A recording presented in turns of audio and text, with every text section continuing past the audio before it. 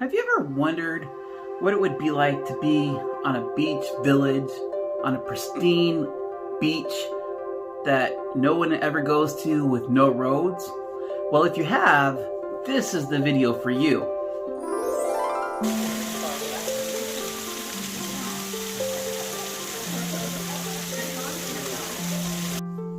Hello, I'm here to tell you that there are some roads in Yelapa, but there are no roads to Yelapa. Welcome to another episode of the PedrozaTravels show. In this video, we're going to learn a little bit more about the beautiful town of Yelapa. Yelapa is a very interesting town just south of Puerto Vallarta, Mexico. A small town on the western coast of Mexico, it is only accessible by plane or by water taxi. Considering the expenses involved with a private plane, we chose the water taxi route. Hello everybody, we are here on the pier. We're going to take a water taxi out to Yelapa to see the beach. It's about an hour water taxi ride. It cost us 450 pesos for one person round trip, and we're going to see what it's like. There are two water taxi options to get to Yelapa. You can take the water taxi from Puerto Vallarta at Playa de los Muertos, or you can go to a place called Boca de Tomatlan Beach to get a water taxi there. If you go to the Boca de Tomatlan water taxi, which is cheaper, you will need to take a bus, and then you will take a water taxi from Boca de Tomatlan. We chose the Playa de los Muertos route, which was a little bit more expensive, but it was more direct, and we didn't have to do the bus and then the water taxi route, so it was faster. He's showing off his life jacket over there. The water taxis are not that comfortable. They tend to stuff the water taxis with a lot of people, and then they sit you down on a wooden bench. Depending on how many waves there are that day, you might also have a bumpy ride. So make sure that you're okay and you don't get too seasick if you're going to take the water taxi route. But that's the price you pay to get to beautiful places. Along the way, you will be able to enjoy the beautiful scenery and see some very unique beaches. If you have more time, I would suggest that you go and stop at either Playa de los Animas or go to Beach. I did not realize how loud the boat was. This is our first stop. This is Las Animas Beach. This is Camixto's Beach. Camixto's Beach is where you can stay, or a more rustic area of Puerto Vallarta. As you can see on the beach over there, there's tents that you can stay in, but it's considered the more rustic beach.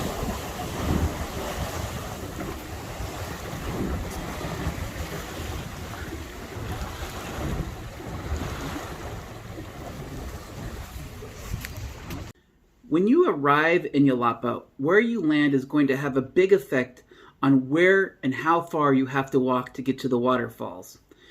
This is the part where I made my first mistake on the trip. You see, there's actually 3 piers when you land in Yelapa. If you're going to hike to the waterfall like we did, you want to take the pier all the way to the right of Yelapa. The other landing is the beach, which is in the middle, and then there's a 3rd pier all the way to the left. You see, when I was researching the topic of Yelapa, I learned that there was a pier landing, and so I insisted that they take me to the pier, but they took me to the pier all the way on the left, which turned out to be the farthest place away from the waterfall. Even though I made a mistake by getting off on the wrong landing, I eventually regrouped and I made another mistake at the pier. I noticed at the pier that I was farther off than I wanted to be, but I also noticed that there was people there with ATVs that would take you for a fee up to the top to the waterfall. So I started to negotiate with one of the ATV guys, and I had a good price going, but then the boat driver saw me, and he told the ATV driver that I was his customer. I only hired that guy to drive me in the water taxi, not for an ATV drive, but the ATV heard the water taxi guy, and as soon as he heard him, he refused to negotiate with me further. The boat driver said I had to go with his ATV driver, but his price was double the price that I was negotiating. What I learned is that what I should have done is I should have taken a walk behind the beach, behind the little stores that are right at the beach, and negotiated with the ATV drivers there. If I had done that, I would have been outside the view of the boat drivers and I would have gotten a lower price. I wasn't going to let the boat driver get me to pay a high price, so I decided to hike the waterfall instead. It wasn't the easiest hike. First, we had to walk across a beach, and we kept on falling into the sand, which makes it a lot harder. Then we had to walk up a very long stairway. Then we made it into town. Halfway up, and we got some frozen bananas called choco bananas. So it's chocolate covered banana frozen. So that's what we're eating on the way up as a little stop. The town was very nice once we made it up the stairs. There were stores and the villagers were very friendly. Apparently we have arrived at the first telephone in Yelapa. Here's the question, does it actually work? No, it doesn't even work. That's typical of Telmex. It was the first and last. Now everybody uses a cell phone because that's a better way to go. Even though it was a long route up that mountain, we eventually made it to the top, to the waterfalls. We have made it to the top here, to the Yelapa waterfalls. At the top of the waterfall, we saw a bunch of cruise people that had a guide with them, and therefore they had gone the easy way. At first it was kind of crowded, but the nice part was we were not on a tour, so we could go at our own pace. So that meant when the tour group left, we had the whole waterfall to ourselves. And the tour group was only there for 20 minutes. And we were there for about an hour. So it was a nice 40 minutes all to ourselves. After playing in the waterfall, we slowly made our way down to the beach. On the way down, we saw the village church, which had a mariner theme to it. And we had a delicious shrimp burrito that was very cheap. Going down, however, we made mistake number 3 on this trip, was that when we first climbed up the waterfall, remember, we had gone on the beach, and it was a beautiful beach, but we kept sinking in the sand, and we didn't want to do that again. So we looked at the map, and we found a route that was back to the pier, but not through the beach. That was a mistake. The route did not go through the beach, but it was twice as long, and it took us through a very risky looking bridge.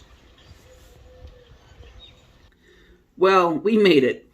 The funny thing was, this little dog found us halfway and followed us all the way back to the pier. The first thing that we did when we got there was we found a restaurant near the pier and bought juice with ice. All is well that ends well, and we did get back in time for the boat. All that hiking made me very hungry, but it was okay, because back in Puerto Vallarta, we found this place with really big avocado hamburgers. They were good.